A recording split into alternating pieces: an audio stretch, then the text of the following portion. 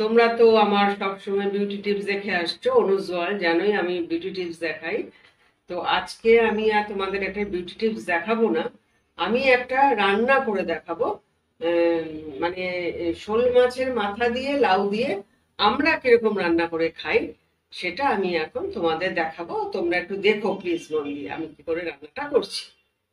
শোল মাছের যে মাথাটা সেটা প্রথমে আমি ভাজা করি, নুন হলুদ মাখিয়ে দিয়েছি। নুন হলুদ মাখিয়ে শোল মাছের মাথাটা আমি এখানে ভাজা করবো, ভাজা করে তারপরে আমি দেখাচ্ছি। ও সেটা আমি একটু দেখাচ্ছি। এই পেঁয়াজ আছে, প্রথমে পেঁয়াজ দিচ্ছি, তারপরে হচ্ছে রসুন আদা বাটা আছে, তারপরে কাঁচা লঙ্কা আছে, তারপরে এর মধ্যে হলুদের মধ্যে একটু জল দিয়ে আর জিরে গুঁড়ো, হলুদ গুঁড়ো জিরে গুঁড়ো আমি ভিজিয়ে রেখেছি। ধনে পাতা আছে, লবণ আছে, হলুদের মধ্যে মেলানোই আছে। আর এই হচ্ছে লাউ, এই হচ্ছে লাউ। এই লাউ দিয়ে আজকে আমি লাউ দিয়ে শোল মাছের মাথা দিয়ে করে তোমাদের দেখাচ্ছি।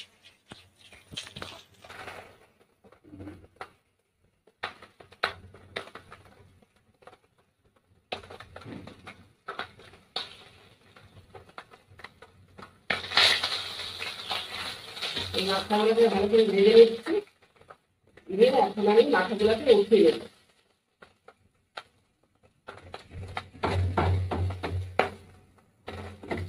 এই শোল মাছের মাথাগুলোকে এখন আমি উঠিয়ে নিচ্ছি।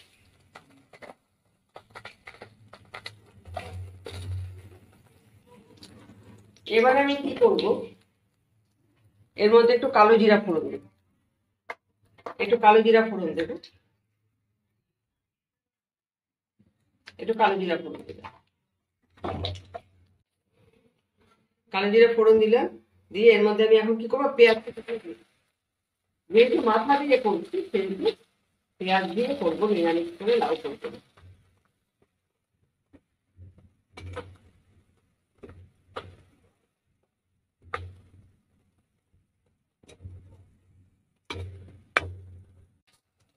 এরপর আমি কি করব, আমি শুকনো লঙ্কা খাই না, আমি কি করব, ওই কিছু কাঁচা লঙ্কা কুচি কুচি করে এর মধ্যে দিয়ে দেবো। যেহেতু আমি শুকনো লঙ্কা খাই না সেহেতু আমি কাঁচা লঙ্কা কুচি কুচি করে দিয়ে দেবো। দুটো কাঁচা লঙ্কা দিয়ে দিলাম কুচি করে। এবার যদি পরে বুঝি তাহলে আরেকটা কাঁচা লঙ্কা কুচি কুচি করে দিয়ে দেবো। খুব মারাত্মক ঝালও আমরা খাই না, যতক্ষণে খাই ততক্ষণে যাচ্ছে।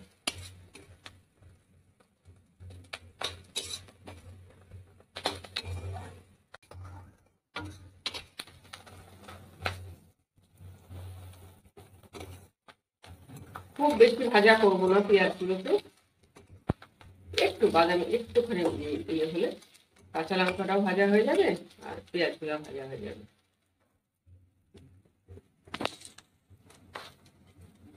এই যে এটা একটু ভাজা ভাজা হয়ে গেছে, একটুখানি বাদামি বাদামি ভাজা হয়েছে। এবার আমি এর মধ্যে হলুদ আর জিরে যেটা মানে ভিজিয়ে রেখেছিলাম যেটা, এই মশলাটা দিয়ে দিল। হলুদ আর জিরে, কাঁচা লঙ্কা তো ফিরে দিলামই, কাঁচা লঙ্কাটা এটা দিয়ে দেবো। কি করছি, এই যে রসুন আদার পেস্টটা এর মধ্যে দিয়ে দিচ্ছি।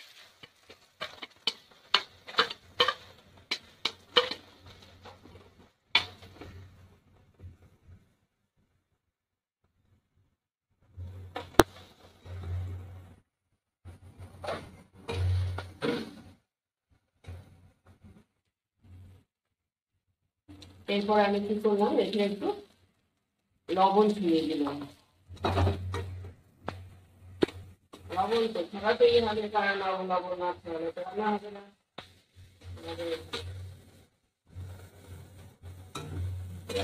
খুব ভালো করে ভেজে নিলাম মশলাটা, ভেজে নেওয়া খুব ভালো করে কষিয়ে নিলাম। এইবার কি করবো, এইবার কি করবো আমি, এই যে লাউ গুলো আমার আছে, এই লাউ কাঁচা লাউ গুলো সেগুলো আমি এখন সব এর মধ্যে দিয়ে দেবো।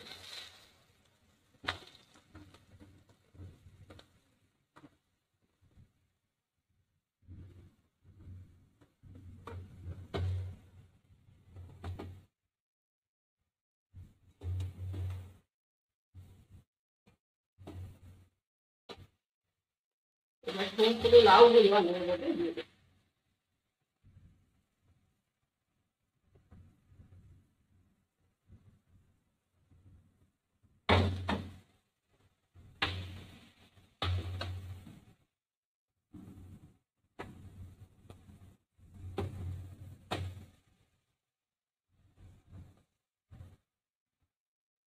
এখন মনে হচ্ছে যে অনেক বেশি, কিন্তু এটা তো নরম হয়ে যাবে, তো নরম হয়ে একটু হয়ে যাবে।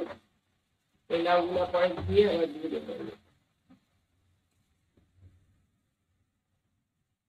এইগুলাকে এখন আমি এইটা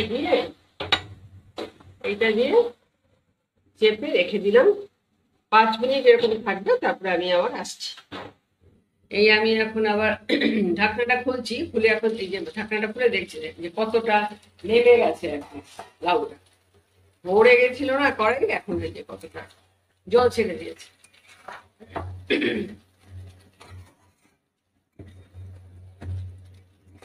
জল ছেড়ে দিয়েছে। আরেকটু হবে তারপরে আমি মাথাগুলো দেবো, ধনেপাতা দেবো, সব পরে দেবো আরেকটু পরে। মনে হচ্ছে লবণটা একটু কম আছে, একটুখানি লবণ দিয়ে দেবেন।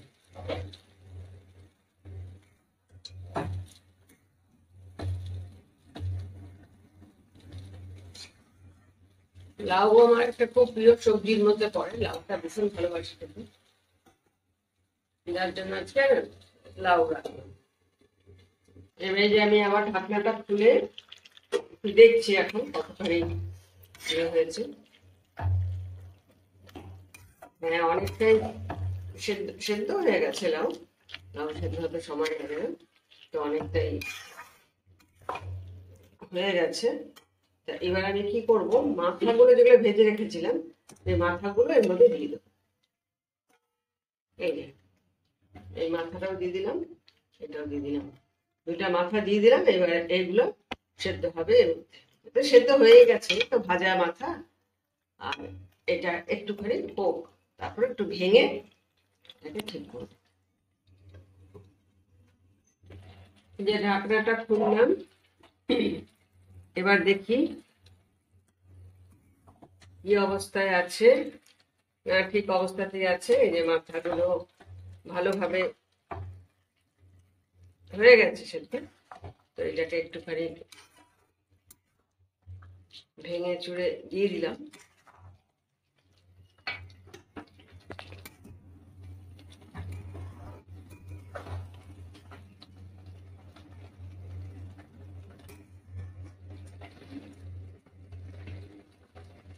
এখন আমি এর মধ্যে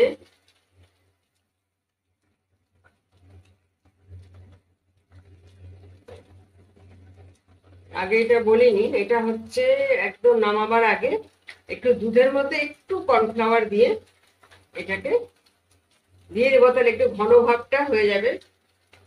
একটু দুধের মধ্যে একটু কর্নফ্লাওয়ার দিয়ে দিয়েছি, দিয়ে এটা এখানে মিলিয়ে দিচ্ছি।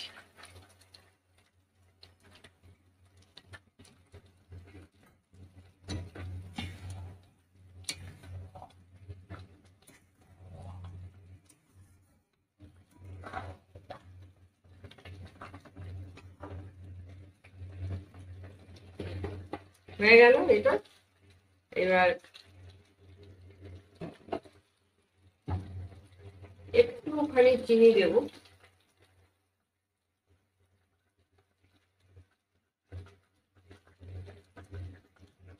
একটুখানি চিনি ছিটিয়ে দিই, জানি না মানে টেস্ট হওয়ার জন্য। এটা হচ্ছে একটা ব্যালেন্স করা আর কি, ঝাল আর টেস্টে একটুখানি ব্যালেন্স করা।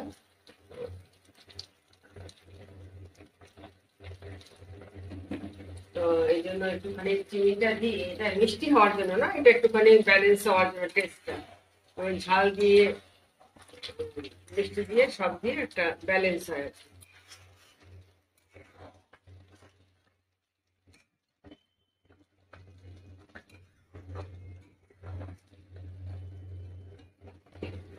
তাহলে আর একটু থাক, আর একটু জলটা শুকাবে, তারপর আমি নামিয়ে ফেলবো। উঠাচ্ছি, উঠিয়ে একটু দেখছি কি অবস্থায় আছে।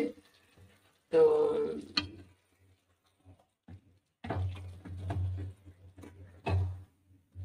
হ্যাঁ, মাখা শুকিয়ে যাবে, এমনি তো আরো ইয়ে হয়ে যাবে। আহ, একদম শুকনা আমরা খাই না, একটুখানি ইয়ে করে খাই, যে যেমন খায়। তো এটা হয়ে গেছে এখন। মাছের মাথা দিয়ে শোল মাছের মাথা দিয়ে লাউয়ের রেসিপিটা হয়ে গেছে। আমি লাস্টে একটুখানি ধনে পাতা ছড়িয়ে দেবো। এই যে ধনে পাতা ইয়ে করে রেখেছি, এখন ধনে পাতাটা ছড়িয়ে দেবো। তো আশা করি ভালো লাগবে ধনে পাতাটা। ধনে পাতা ছড়িয়ে দিলে আর একটু ভালো হয় খেতে, আর কি মানে ভালো লাগে।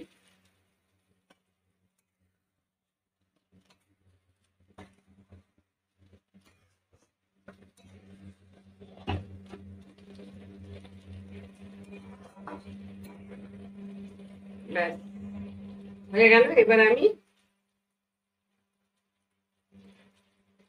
এটাকে ঢেকে দেবো, ঢেকে দিয়ে গ্যাস বন্ধ করে দেবো। ও আরেকটা জিনিস আমার দেওয়া বাকি আছে, সেটা হলো গরম মশলা। এটা গরম মাছের যেহেতু লাউ দিয়ে, লাউটা যেহেতু মাছের মাথা দিয়ে বানানো, সেহেতু গরম মশলা একটু দিতে হবে। একটু শাহি গরম মশলা দিয়ে দিলাম এর মধ্যে।